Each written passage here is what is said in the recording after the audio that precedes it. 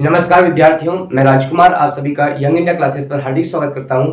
आज हम इस वीडियो में क्लास 10th के विद्यार्थियों के लिए बोर्ड एग्जाम के लिए सामाजिक विज्ञान का एक बहुत ही महत्वपूर्ण प्रश्न लेकर आए हैं। प्रश्न है, आर्थिक गतिविधि से आप क्या समझते हैं? आर्थिक गतिविधियों का वर्गीकरण कीजिए। यह प्रश्न बोर्ड एग्जाम के लिए काफी महत्वपूर्ण है। आप देख सकते हैं कि यह प्रश्न 2020, 2022, 2023, 2024 में पूछा गया है। तो पहले हम आसान शब्दों में समझते हैं कि देखिए, आर्थिक का मतलब क्या होता है? आर्थिक का मतलब होता है धन से संबंधित गतिविधि, कोई भी कार्य। वे सभी कार्य जो धन कमाने के उद्देश्य से किए जाते हैं उन्हें क्या कहते हैं? हम आर्थिक गतिविधि। और इन आर्थिक गतिविधियों को हम अलग अलग आधारों पर वर्गीकृत करते हैं। तो अब विस्तार से समझते हैं कि क्या है आर्थिक गतिविधि। वे सभी गतिविधियां जो धन कमाने के उद्देश्य से की जाती हैं आर्थिक गतिविधियां कहलाती हैं। तो आपको समझ में आ गया होगा, वे सभी गतिविधियां जो धन कमाने के उद्देश्य से की जाती हैं आर्थिक गतिविधियां कहलाती हैं।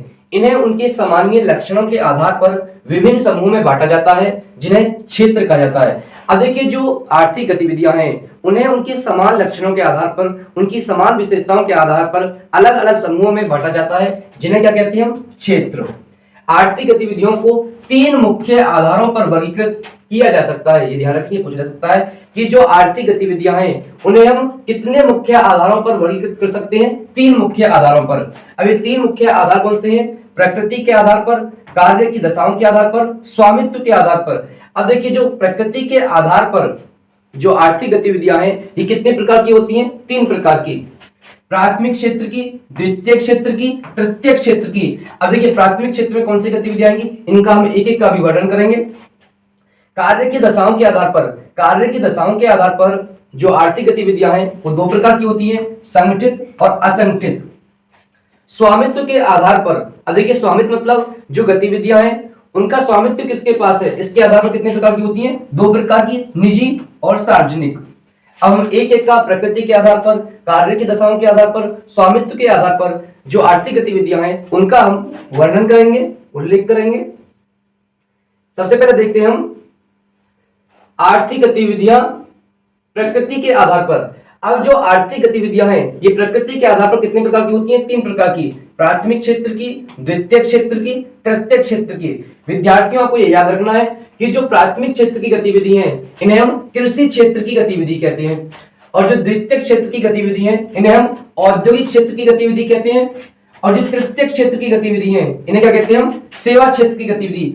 अब एक एक का अध्ययन करते हैं। प्राथमिक क्षेत्र, इसे इंग्लिश में क्या कहते हैं? हम प्राइमरी सेक्टर, और इसका दूसरा नाम क्या है? कृषि क्षेत्र।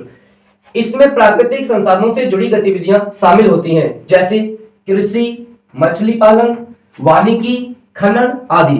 अब देखिए, प्राथमिक क्षेत्र में वे गतिविधियां आती हैं जो प्रकृति पर निर्भर करती हैं। जैसे अभी कृषि है, कृषि पूर्णतः किस पर निर्भर है? प्रकृति पर, क्योंकि प्रकृति से ही हमें जल की प्राप्ति होती है, भूमि की प्राप्ति होती है, और यदि ये चीजें ना होंगी तो हमारी जो कृषि है वो कृषि हो ही नहीं सकती। वैसे ही जो खनन है, खनन क्या होती है? जो खनिज पदार्थ है जब उन्हें जमीन से निकाला जाता है तो प्रक्रिया क्या कहलाती है? खनन। तो ये एग्जाम्पल आपको सभी को याद रखने हैं। जो कृषि है, मछली पालन है, वानिकी है, वानिकी मतलब जितने भी उत्पाद हमें वनों से, जंगलों से प्राप्त होते हैं वो किस में आते हैं? वानिकी में। द्वितीय क्षेत्र, इसे इंग्लिश में क्या कहते हैं? हम सेकेंडरी सेक्टर, और इसका दूसरा नाम क्या है? औद्योगिक क्षेत्र। इसमें कच्चे माल से वस्तुओं का निर्माण। अब देखिए, जो कच्चे माल है ये कच्चे माल में कहां से प्राप्त होती है? प्राथमिक क्षेत्र से। किससे? प्राथमिक क्षेत्र से। और उद्योग धंधे आते हैं। अब देखिए, जो प्राकृतिक क्षेत्र से जो, या मतलब जो हमारा प्राथमिक क्षेत्र है वहां से जो हमें वस्तुएं प्राप्त होती हैं उनका जो रूप चेंज होता है, जो उनकी फॉर्म चेंज होती है वो किसमें होती है? आपकी द्वितीय क्षेत्र में। जैसे कि कपास है, कपास से धागे का बनना, फिर उस धागे से वस्त्र का बनना, ये किसके उदाहरण होंगे? आपके द्वितीय क्षेत्र के, औद्योगिक क्षेत्र के। जैसे कारखाने और जितने भी निर्माण कार्य हैं वो सभी किस में आएंगे?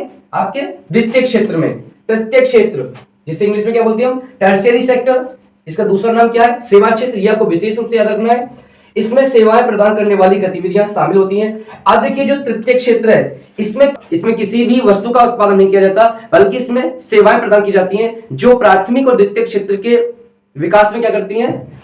महत्वपूर्ण योगदान करती हैं। अब इसके एग्जाम्पल भी आपको याद रखने। इसके उदाहरण, जो तृतीय क्षेत्र है उसके उदाहरण क्या है? परिवहन, बैंकिंग, शिक्षा, स्वास्थ्य। ये सभी किसके उदाहरण है? ये आपके सेवा क्षेत्र के उदाहरण है या फिर तृतीय क्षेत्र के। अब उम्मीद करते हैं बच्चों, जो प्रकृति के आधार पर आर्थिक गतिविधियों के 3 प्रकार हैं, प्राथमिक क्षेत्र, द्वितीयक क्षेत्र, तृतीयक क्षेत्र। ये आपको अच्छे से समझ में आ गया होगा। अब देखिए हम देखते हैं कार्य की दशाओं के आधार पर। अब कार्य की दशाओं के आधार पर जो आर्थिक गतिविधियां हैं ये कितने प्रकार की होती हैं? 2 प्रकार की, संगठित क्षेत्र की गतिविधियां और असंगठित क्षेत्र की गतिविधियां। संगठित क्षेत्र को इंग्लिश में क्या कहते हैं हम? Organised sector. यह वह क्षेत्र है जहां नियम, कानून और श्रमिक अधिकार लागू होते हैं, जैसे सरकारी कार्यालय, पंजीकृत कंपनियां आदि। अब देखिए जो संगठित क्षेत्र हैं ये वे गतिविधियां हैं जहां पर सरकार के जो कानून, नियम है और जो श्रमिकों के अधिकार होते हैं जिन्हें लागू किया जाता है। और इसके उदाहरण क्या होंगे? जितने भी सरकारी कर्मचारी हैं और जितनी भी रजिस्टर्ड कंपनियां हैं उनमें काम करने वाले सभी व्यक्ति किसमें आएंगे? आपके संगठित क्षेत्र में। अब बात करते हैं किसकी हम? असंगठित क्षेत्र मतलब अनऑर्गेनाइज्ड सेक्टर। इसमें वे कार्य शामिल होते हैं जो नियमों के दायरे में नहीं आते, जैसे छोटे दुकानें, घरेलू कामगार, कृषि श्रमिक आदि। देखिए जो अनऑर्गेनाइज्ड सेक्टर है, जो असंगठित क्षेत्र है, यहाँ पर कानून तो होते हैं लेकिन उनका व्यक्तियों के द्वारा उन्हें लागू नहीं किया जाता, उनको अमल में नहीं लाया जाता। इसके जो उदाहरण क्या होंगे? छोटे दुकानें। आपने देखा होगा कि जो दुकानें होती हैं वहां पर छोटे बच्चे काम करते हैं और उनके पास कोई भी अधिकार नहीं होते। वो जो दुकानदार है उसके इच्छाओं के ऊपर उनकी रोजगार होता है। यदि उनसे कोई भी गलती होती है, जो दुकानदार है तो उस छोटे बच्चे को जो भी वहां पर काम कर रहा है उसे कभी भी निकाल सकता है, उसे कभी भी काम से हटा सकता है। लेकिन जो ऑर्गेनाइज्ड सेक्टर है, जो सरकारी कार्यालय है, वहां पर ऐसा नहीं होता, क्योंकि जो संगठित क्षेत्र में लोग कार्य करते हैं उनके पास कार्य की जो सुरक्षा होती है, उनके पास सिक्योरिटी होती है।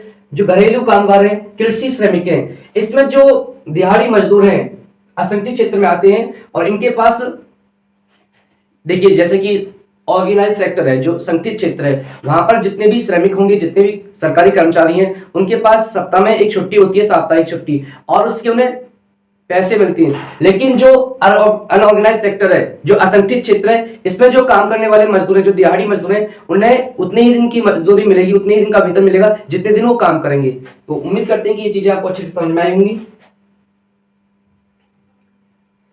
अब देखते हैं स्वामित्व के आधार पर। जो स्वामित्व के आधार पर है वो जो आर्थिक गतिविधियां कितने प्रकार की होती हैं? 2 प्रकार की होती हैं, निजी क्षेत्र की गतिविधियां, सार्वजनिक क्षेत्र की गतिविधियां।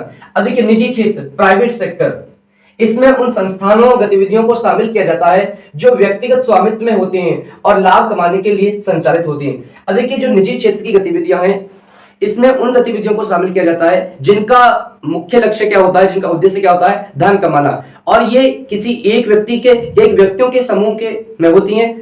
जैसे बहुत सारे आप इसे उदाहरण हो सकते हैं, जो प्राइवेट स्कूल हैं, कॉलेज हैं और जो दुकानें हैं या कोई भी संस्था है जिसका मालिक एक व्यक्ति या फिर एक व्यक्तियों का समूह है, उस किसके उदाहरण है आपके? प्राइवेट क्षेत्र या फिर निजी क्षेत्र। सार्वजनिक क्षेत्र, पब्लिक सेक्टर, इसमें वे संस्थान आते हैं जो सरकार के स्वामित्व में होते हैं और सार्वजनिक कल्याण के लिए संचालित होते हैं, जैसे रेलवे, डाकघर, बिजली विभाग आदि। अब देखिए जो सार्वजनिक क्षेत्र है ये किसी एक व्यक्ति के स्वामित्व में नहीं होता, बल्कि ये किसके स्वामित्व में होता है? ये सरकार के स्वामित्व में होता है। और इसका जो मुख्य लक्ष्य क्या होता है? सार्वजनिक क्षेत्र का कल्याण के लिए, जो प्रजा है, जो देश की नागरिक है, उनके कल्याण के लिए ये संचालित किए जाते हैं। इसके उदाहरण क्या है? रेलवे, डाकघर, बिजली विभाग आदि। तो बच्चों ये प्रश्न आपको बहुत अच्छे से समझ में आया होगा। ऐसे ही सामाजिक विज्ञान के जो सभी महत्वपूर्ण प्रश्न है बोर्ड एग्जाम के लिए, उन्हें देखने के लिए, उन्हें याद करने के लिए इस चैनल को सब्सक्राइब करें। वीडियो देखने के लिए धन्यवाद। मिलते हैं एक और बेहतर वीडियो के साथ।